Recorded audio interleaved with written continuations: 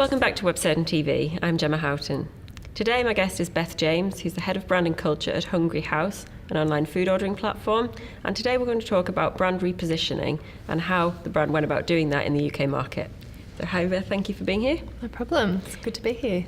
So you've recently gone through a repositioning program with the brand Hungry House in the UK. What are, in your opinion, the fundamentals to have in place when you start such a project? Yeah, it's a good question actually. I think one of the most fundamental things to have in place before you do any kind of branding activity is really research.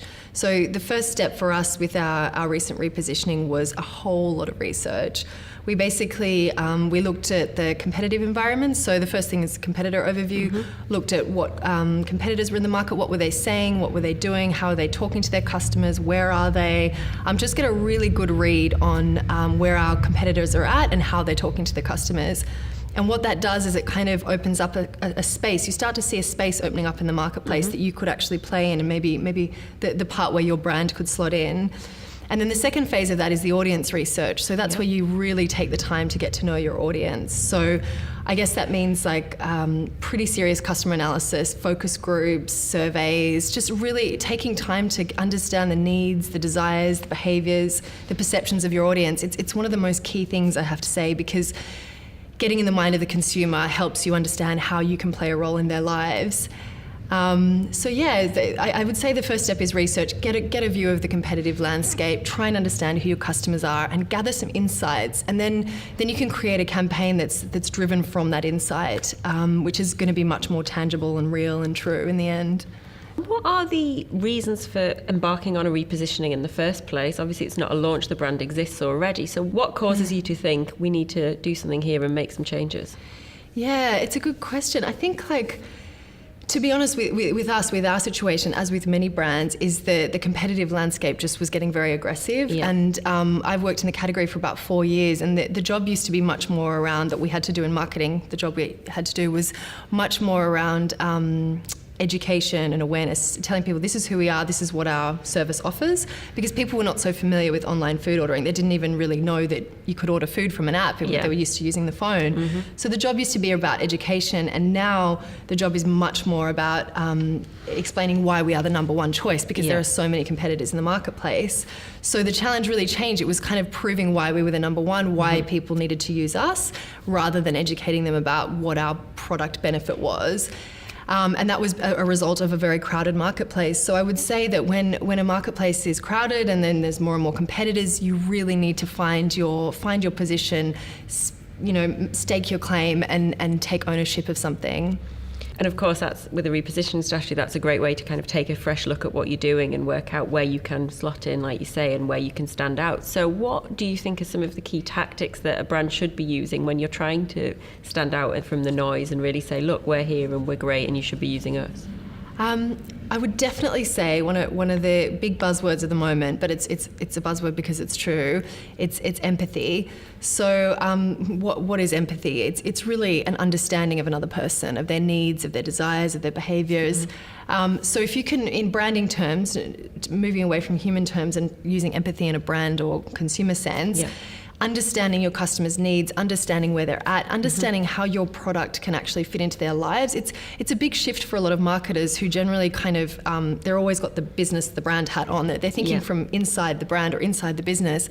They don't often take the time to kind of step into the consumer's shoes.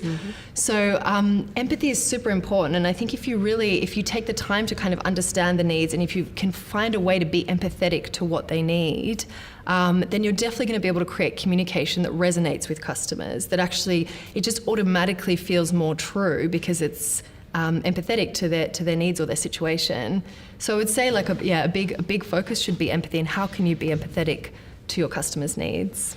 And then when you get to that point, you kind of maybe figured that out, you think, right, this is what we're going to go with the message, this is what they're looking for. How then do you go to the next step of determining, right, how are we going to get to them, which channels are we going to use, and the type of messaging and communication you're going to go with? Sure. I mean, I think that varies very much brand to brand and based on your product and your service and what you offer. So it really depends where your customers are hanging out. And if you're, for example, if you're a youth brand, if you're a student brand, then you look at all the places that students are hanging out, find the right channels and messages. Yeah. They might be using Snapchat. They might be, there might be an opportunity at the Freshers fairs or something like that. It really depends on your brand. But for us, we took a strategy of creating really authentic content. We actually got customers to tell our brand story. So we basically shot real people talking about takeaway in their homes and got them to tell the story of our brand. And then we seeded that content in various online communities. We utilized social media. We, of course, did TV as well. We did YouTube series. So, I mean, that was just what we did, and that was based on where our customers were. But I would say it's really unique to the brand, and you kind of need to get an understanding of the landscape to kind of know where to talk to your customers and what the right channels or formats are. And on the kind of concept of brand itself, now that, we are in such a kind of fast-paced digital world, there's so many ways to reach customers, they can access so many different brands very quickly. How important is this concept of brand and becoming, building a brand and being a brand that people recognize? Yeah, I think it's honestly more important than ever.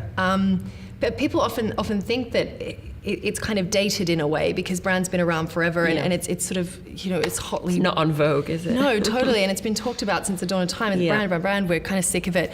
But actually now more than ever it's important because, the industry we're in is emerging social media platforms, viral video. We've got mobile adoption. There's a new app launching every week. Amongst all that noise and all that evolution of technology, it's easy to forget that the one thing that stays constant is actually the brand. Yep. So with the competition more fierce than ever, it's kind of more important than ever to define your brand, to create an identity, and to really stand out. So when it comes to this brand building, how patient do you need to be? How kind of long does your strategy need to be in that sense? Quite patient, I would say, because I think in the digital marketing realm, at least, everyone expects quick results, quick fix, overnight kind of thing, and brand is definitely not an overnight solution. It's something that sustainably builds over time. So investing in any kind of brand strategy or development, it's going to take time to come into fruition. However, if you can invest up front, and particularly in the research side of things, if you can really invest in kind of a solid strategy and a clear identity up front, you will absolutely reap the benefits of that down the track. And often the benefits are kind of, it has a ripple effect. They're much stronger than maybe a quick fix overnight solution marketing quick hit tactic that you can use. I'm a big advocate for brand. I've worked in brand for years, so I would say that it's definitely worth the time that it takes. I mean, I could give you a time frame, but again, I think it varies for each brand. But the key message really is that it's not a quick social media campaign. It's not something that's going to happen overnight and suddenly everyone's going to know who you are. You have to be in it for the long haul and be prepared to work at it, I guess. Totally. And being consistent, having consolidated message as well is really important because you can't, this idea of a one-off campaign is a bit dead. To reposition your brand, you need to ensure that every touch point is branded, is conveying that identity. So it's about having a consolidated message, which again takes time to build and takes time to roll out. There's some great insights there, Beth. Thank you very much for sharing. Cool. No worries. Thank you.